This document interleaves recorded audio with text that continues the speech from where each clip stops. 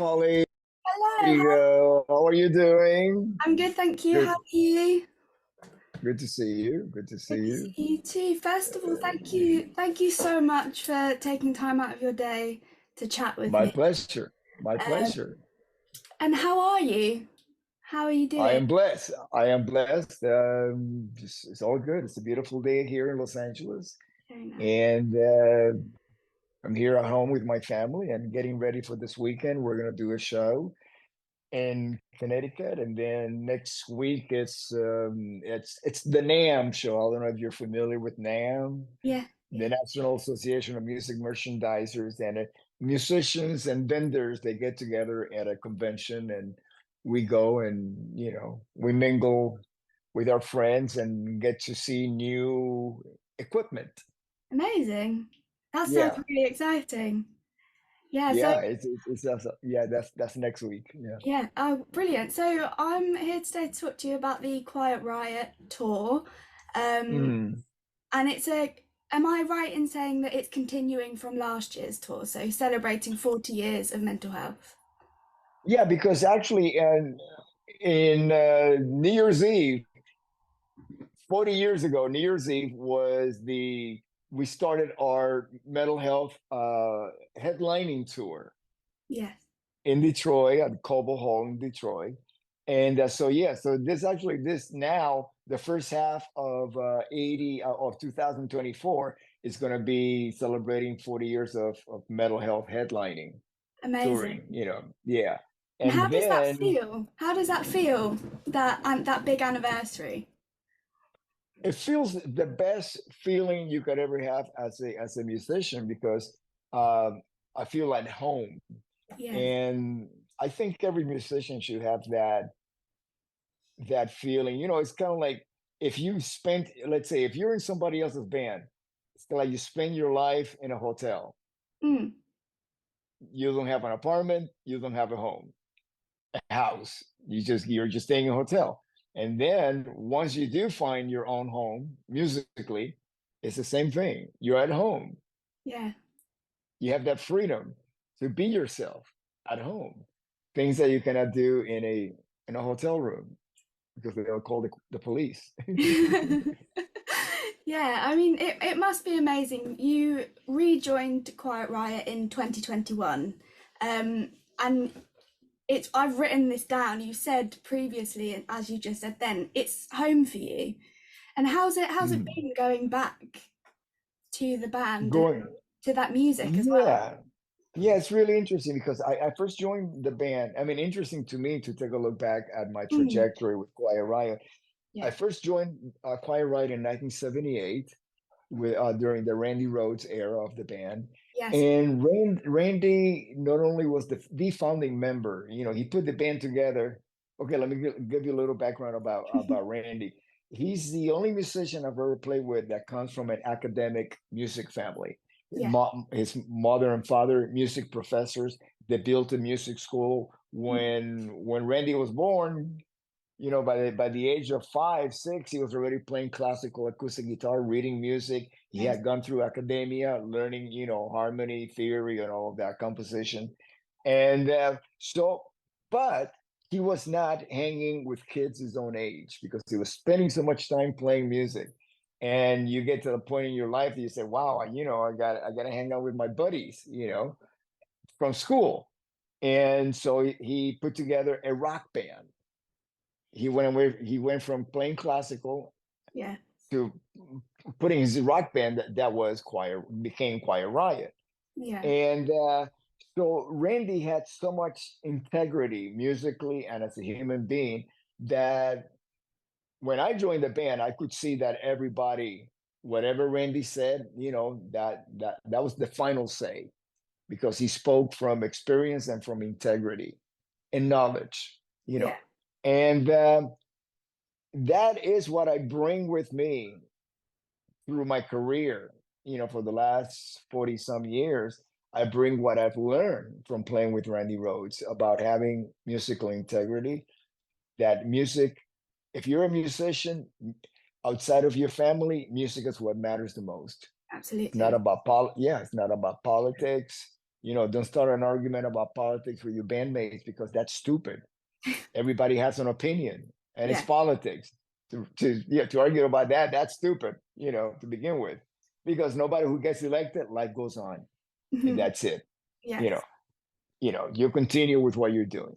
And spirituality, people can be from different beliefs and just accept it, just Yeah. like we do in life. So that was never a subject that we used to speak in Quiet Riot back in the day. We never talked about politics, religion, who was going out with who. Then we don't care. What we care about is writing that song that's going to get us a record deal. Yeah.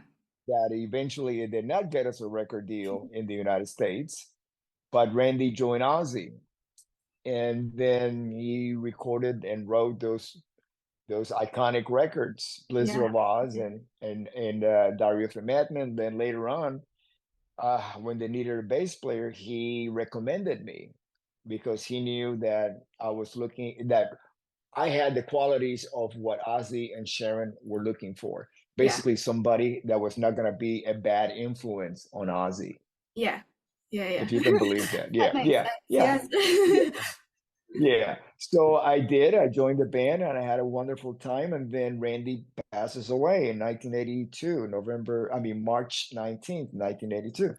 And then I lost the joy of making music. Really did. My Quiet Riot consciousness was not there anymore. Yeah. Because Ozzy and Tommy Aldridge, they have been around for like 16, 17 years with big bands already. They have Yeah. been through this. For Randy and me, it was brand new.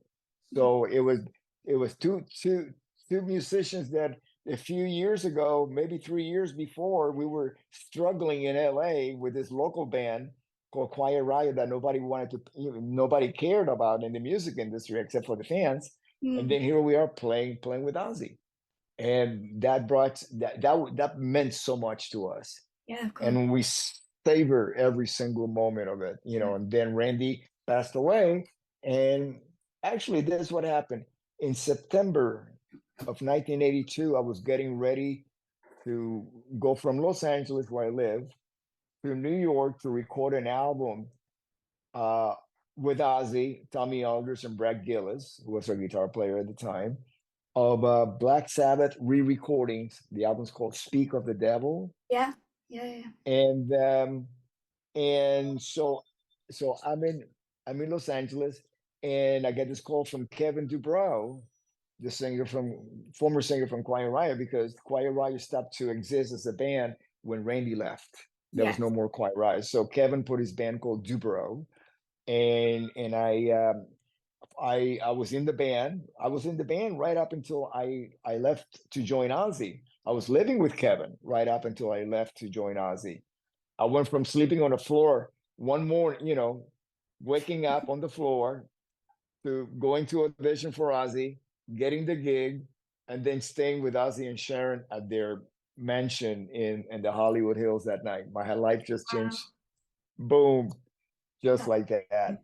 And so I get the phone call from Kevin and says, "Hey, Rudes, we're in the studio. There's a possible record deal." The band was still called Dubrow, and I was still in Ozzy.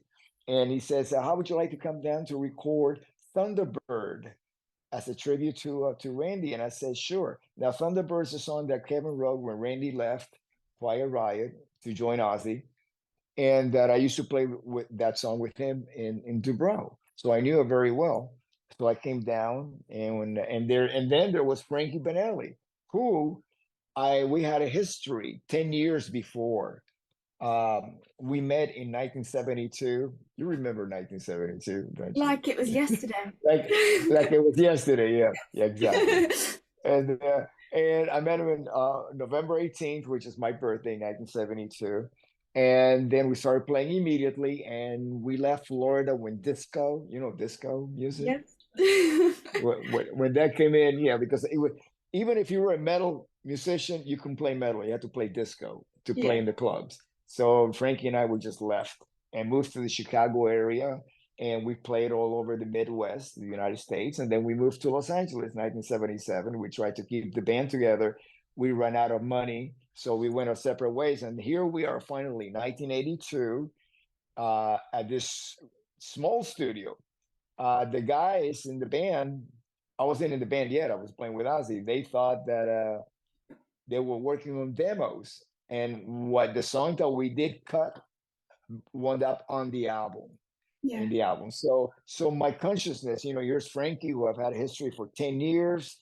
I learned how to play bass, be part of a rhythm section by playing with him. And here's Kevin. Carlos, I had never met before, but I knew about him and his band Snow. They used to play the same circuit as Mm. as Dubrow. So it was Frankie and Kevin, me be them being part of my musical consciousness, that that once I recorded, let's say I recorded Thunderbird, then we had a lot of time left in the session. So we also recorded Slick Black Cadillac, which was a song that the only song that made it from the Randy Rhoads era to the Mental Health record. And then a couple of Dubrow's era songs that Mm. Kevin wrote, Loves the Bitch and Don't Want and Let's Get Crazy. Yeah. And then I finished the session, went to New York, recorded Speak of the Devil, and by the time I came back, I made the toughest decision that I've ever made in my life, which was to leave one of the biggest bands in the world, Ozzy, for the total unknown, Quiet Riot, but I would be home. Yes. That's all. That's what mattered to me, becoming home. Yeah, of course. And I think, as artists and people in the arts industry, it can be very easy to follow the titles and the status, but unless you have that feeling, that love and that passion and home, you're absolutely right, then you always seem to come back to Yeah, that no matter when or where. yeah, I think that's really yeah. important.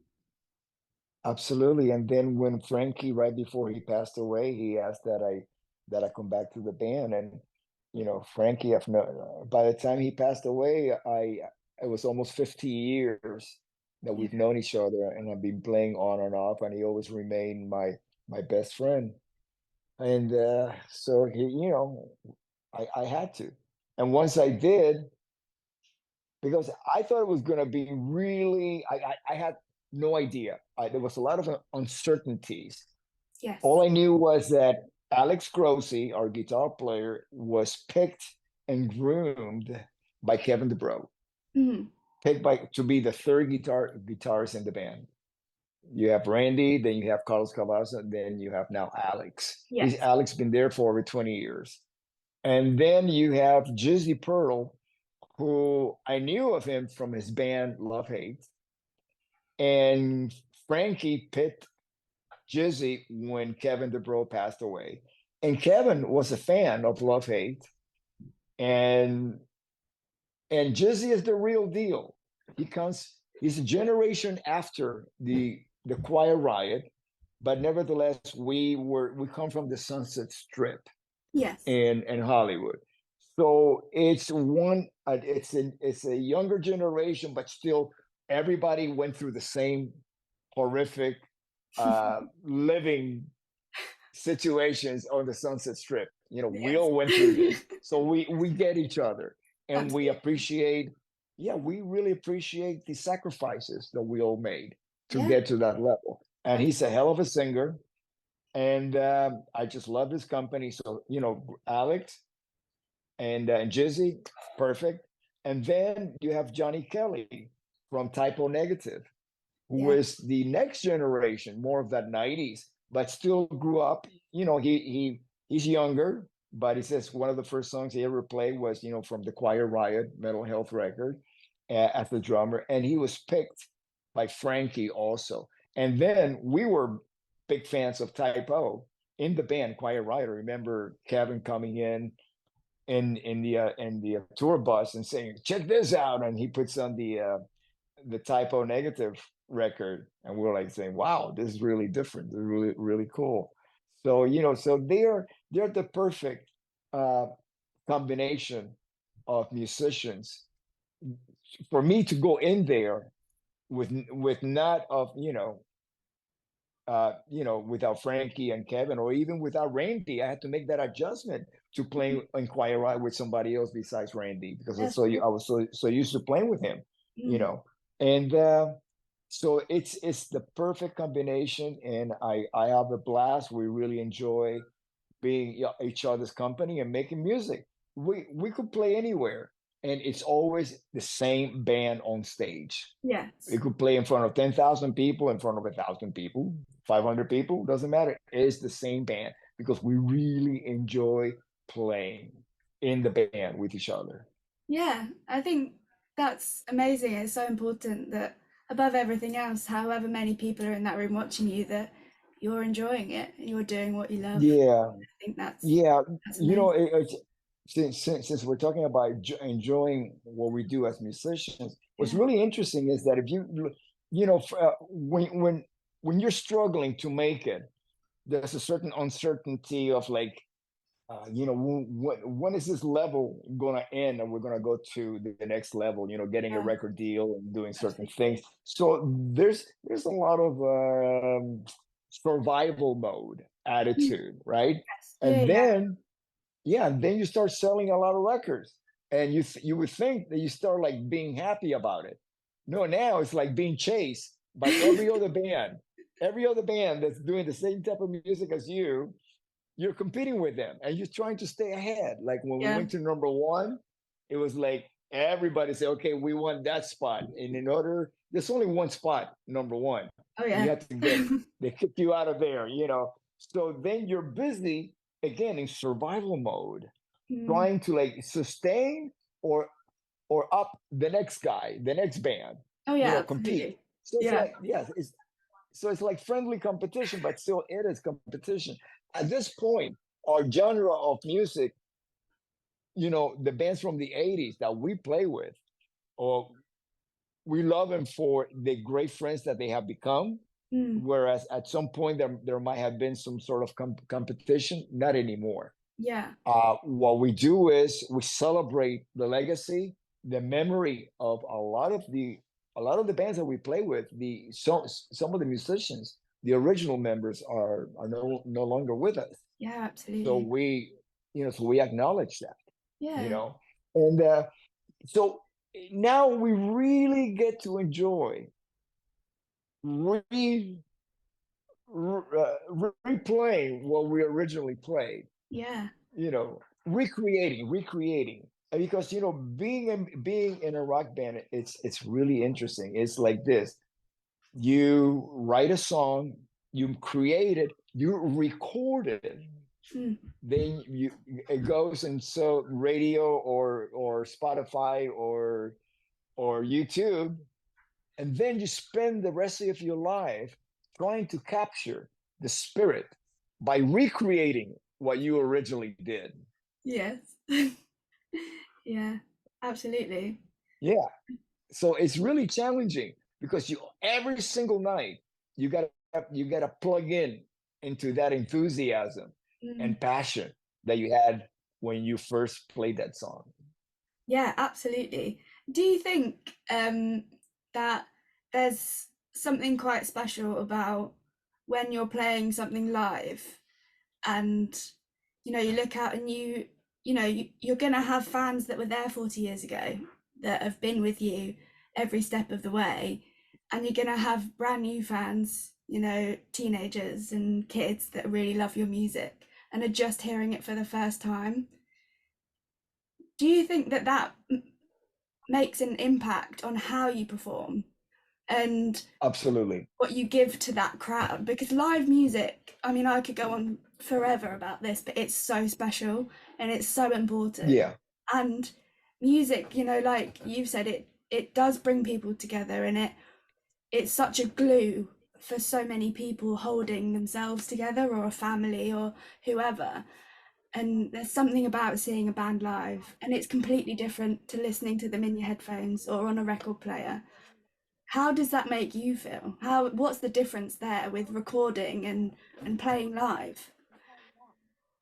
I've been a fan longer than I've been a professional musician, so I am a fan first, and I get it.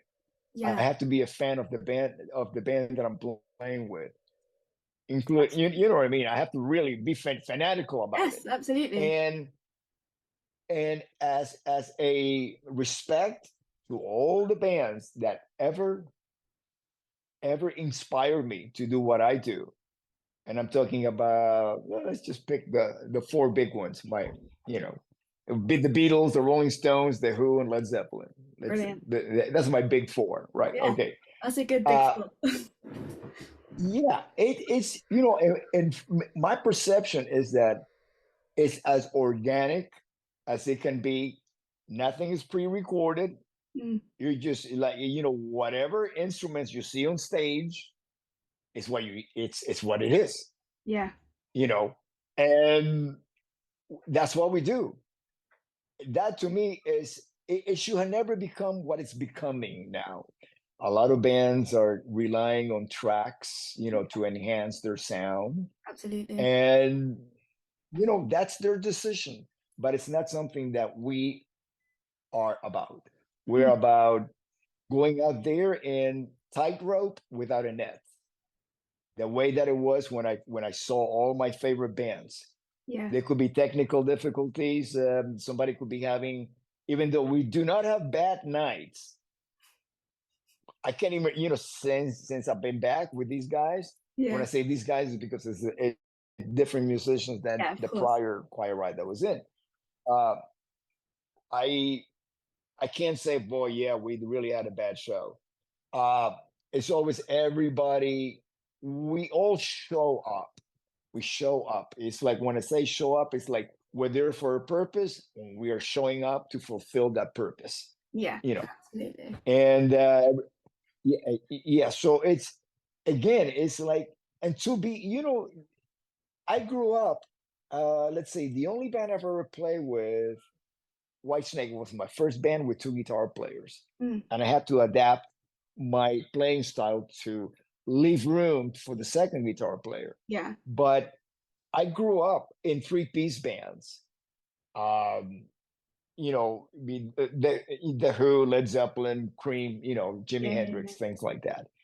Musically, that's the music that I would listen to the Beatles, but I never played Beatles because they seem to be a little bit more complex and less blues oriented, less Mm, jamming.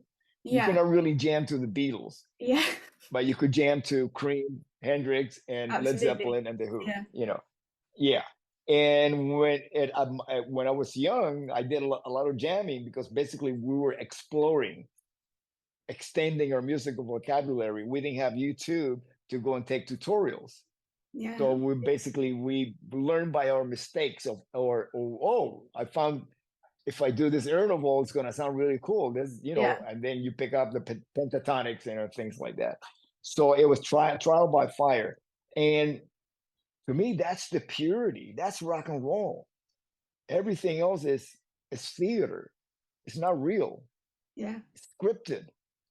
This is totally unscripted rock and roll. We know we're gonna play a set list of songs, Mm, but how I don't know how we're gonna play it. I don't know how I am gonna play it. I start with me. It's like, okay, I the first half of the song, I might go and play by muscle memory. I'll play, what I usually play. But then again, here comes the second verse. I want to try something new. Just because that's always been the nature of us in Quiet Riot, yeah. dating back to the Randy Rhoads days. Randy Rhoads quit Ozzy. Did you know that? I don't know Yes, if you I did. ever read I that. did. Okay, he quit Ozzy because he got tired of playing the same thing every single night, the same Yeah. songs. He would not play them exactly the same way, Mm, but it's the same songs. yeah. And when you're so creative and so in touch with your humanity, you cannot be repeating yourself every single day. There is a movie called Groundhog Day. That's I what was we just call it. about It's to say Groundhog Day. Groundhog Day, yeah. Yeah, Groundhog Day. So yeah, no, that's the worst you can do as a musician. But sometimes what happens is if you have tracks that you're playing to, you can't deviate Mm, and improvise on the spot because no, yeah. the tape Absolutely. whatever you're using is gonna I think that's it's the gonna keep beauty of going. Yeah. yeah, that's the beauty of live music, I think, especially with rock bands or metal bands, is that it is a completely different show every night. You don't know what you're gonna get. Yeah.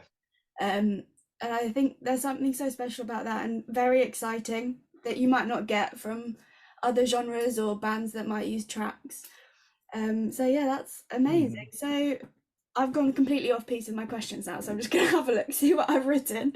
Um, well, there, here we go. So Mental Health was the first heavy metal album to go #1 on the Billboard Top 200 chart, even. That must be something that you still feel incredibly proud of. Am I right in saying that? Like that's a big deal. Yes. Yes, and let me just make a little, because it happens all the time when people, they get the information maybe Did I get it online, mixed up? Wikipedia.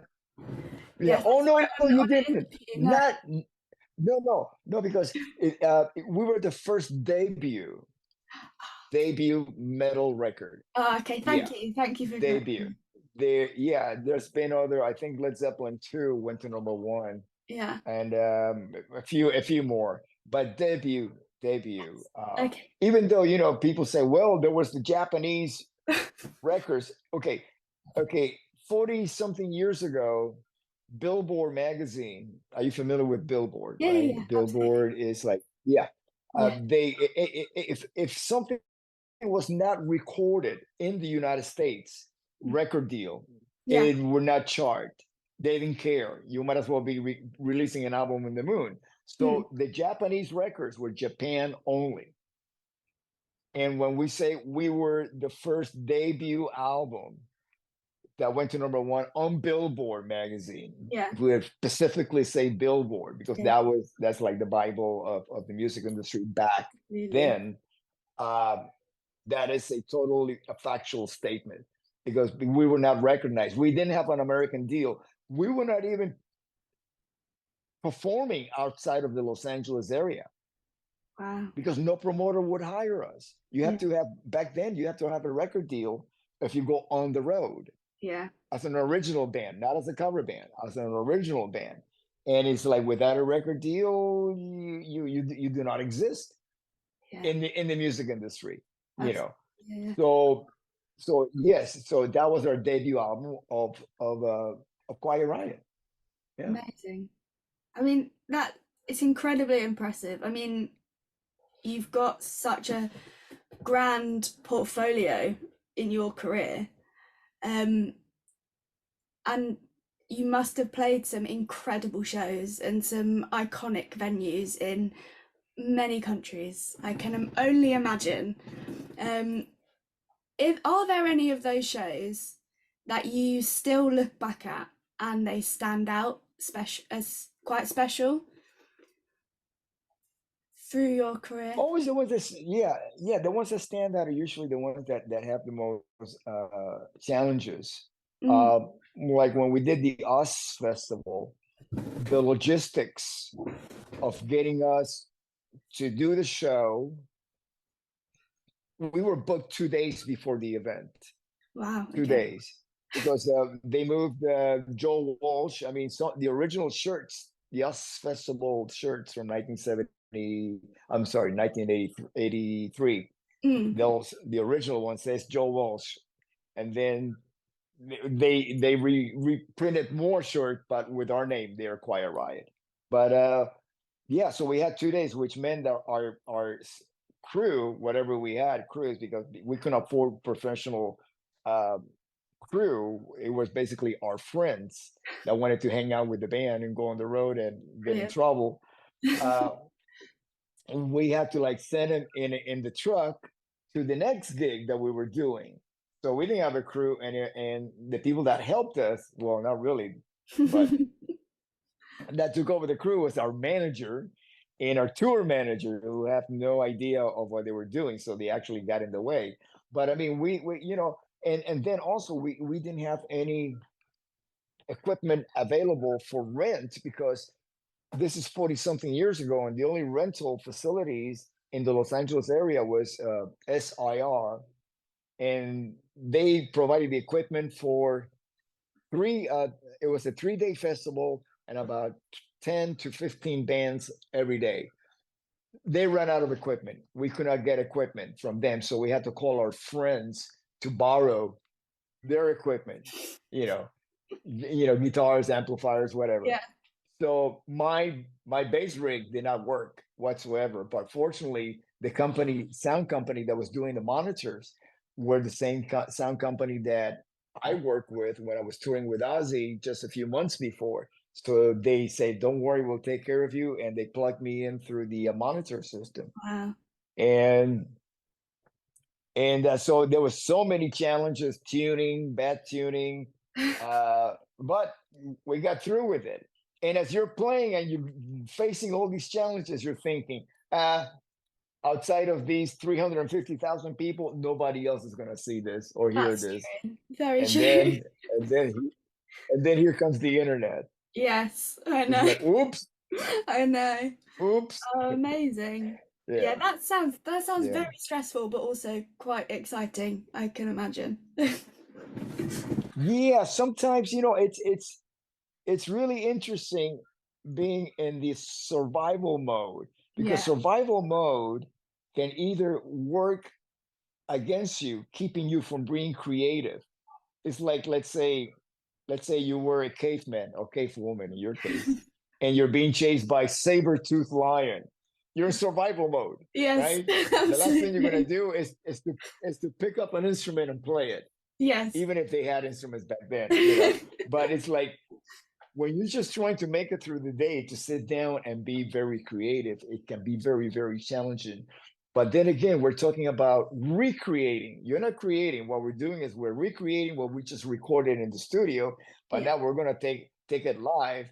And what was really interesting about between the 70s metal bands like Led Zeppelin, Deep Purple, even The Who, and then you have the 80s bands, metal bands, who were a bit more animated, more Mm. colorful, Yeah, right? absolutely. So Yeah. especially about the Sunset Strip, what happened was bands from the Sunset Strip, including Motley Crue and Rat, Quiet Riot, Great White, and so on, all the ones, Dokken.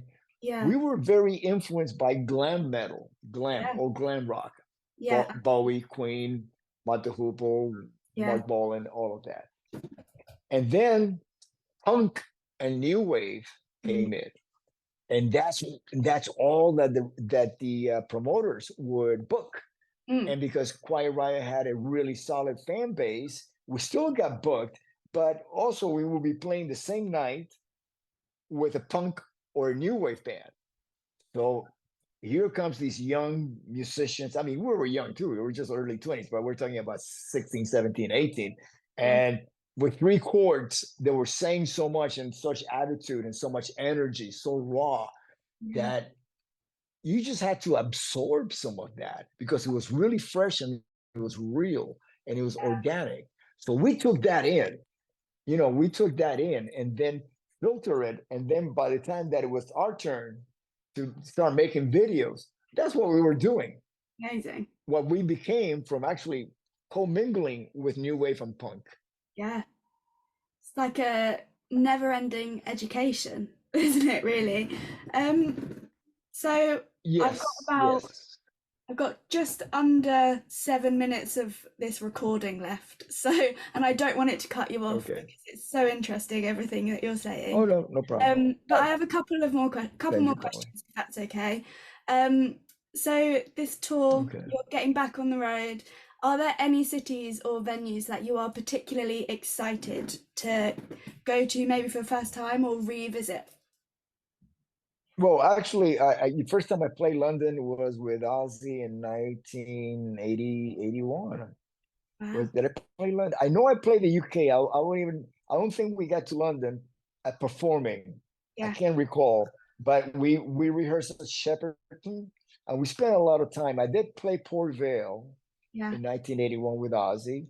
And so what I'm trying to say is I fell in love with the city at first sight. When I It's landed, it great was, to me, it's Mecca. It's here. where everything came from, all the music that inspired me Yeah. from the British invasion on. And it's always a very special moment for me to be in England. Also, we're playing at the AOR Yeah, Hellfest. Yeah, absolutely. that's very exciting. I love playing festival settings, and then playing the O2. That's going to be another different setting, but it's going to be Oh, it's a great in the venue. London area. Yes, and hopefully I will be there Yeah. with my camera. So I will. I'm very Oh, much great, looking great, fantastic. forward Yeah, to that. let us know so we can put you on the list Yes, I and will take care of your absolutely. Thank credentials. you. Yeah. Yes, London. I Okay. know I'm biased, but London is great. We are very excited to have you Oh yeah, here. I love London. I love London. Yeah, yeah. Brilliant. And then my last question is a question that I ask in all of my interviews, and it can be a serious answer or a silly Mm. answer. But the question is, what is the best piece of advice that someone has given you? And that can be related to music and your art or outside of that. Boy, I get it. That's a really great question because I get so much advice all the time. But it's uh and what happens is the advice is given to me and then I pass it down. So Yes, I am not sure who this came from, but this is something that I always relate to, and it was given to me. Always be yourself. Play music because you love music. absolutely. I didn't even know there was a music in the industry. Uh, I just got into it because it made me feel good. It made me feel right, Yeah, correct. Like the real me, and find that passion, whatever it might be. Um, in the arts, be artistic, be creative. This is what we're here to do on this planet, to create. Create happiness, create joy, create all the positive things. yeah. And keeping it real, keeping it honest, because the audience will know, just like as a creative Mm, entity, when it's real and when it's not. The absolutely. audience does that too. Yes. Yeah, and Yeah. always be a fan. Yes. I Always be a totally fan. I get on think board I with that. think Yeah. I think me being a fan, or way before I became a professional musician, that always gave me a platform, it's a stability in Yeah. what I do, because I come from a place of appreciation for everything that I have witnessed and experienced, and all the musicians that have inspired me. Amazing. Yeah, that's great advice. I think always being yourself is so important. And yeah, being a fan, I can completely get on board with that. Thank you Yeah, so yeah, yeah. much. What one thing? Okay, before we go, be Yes, of course. yourself, but you can always reinvent yourself to the yourself that you want to be. Yes, absolutely. Yeah, Yeah. absolutely. I Okay. think Okay. reinvention's always a good thing. Always. Thank you so Okay. much for Okay. taking time out of See your you day. in London. Okay. Yeah, I hope so. A See you in pleasure. London. Take Thank care. you, and have a good rest of your day. Thank Thank you. you, Rudy. Bye You too. God bless. bye. Bye bye.